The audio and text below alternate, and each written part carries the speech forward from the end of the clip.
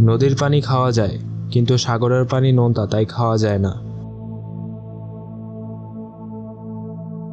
Here's the answer in 3 minutes.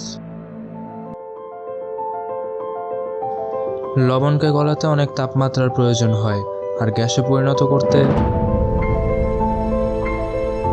পানির সেই তুলনায় কম তাপ লাগে। কিন্তু সাগরের পানিকে এইভাবে ফুটতে দেখা যায় না, কখনো দেখতেও যায় না।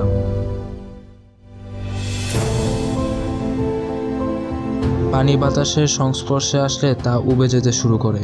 এটা সমুদ্র হোক আর এক গ্লাস পানি, পানি বাতাসের মধ্যে কন্টিনিউয়াসলি মিশে যাবে। তবে সমুদ্রের সারফেস হালকা গরম হওয়ায় সেখানে ইভ্যাপোরেশনের হার অনেক বেশি।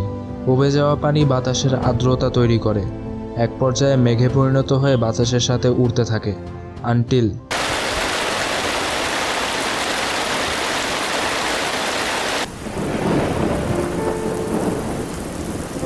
বৃষ্টির পানি কিন্তু পিওর H2O।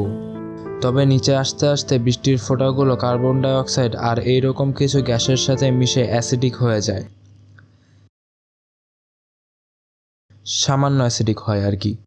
এই কারণেই সেই পানি মাটি পাথরের উপর পড়ে সামান্য পরিমাণ আয়ন তৈরি করে।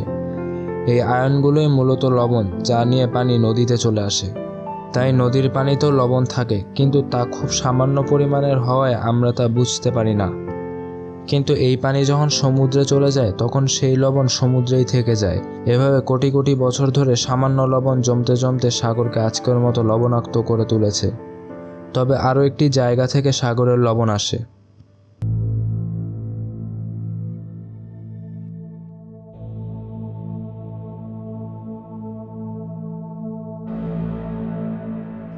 সমুদ্রের নিচের এই ফাটলগুলোর ভেতর পানি প্রবেশ করে।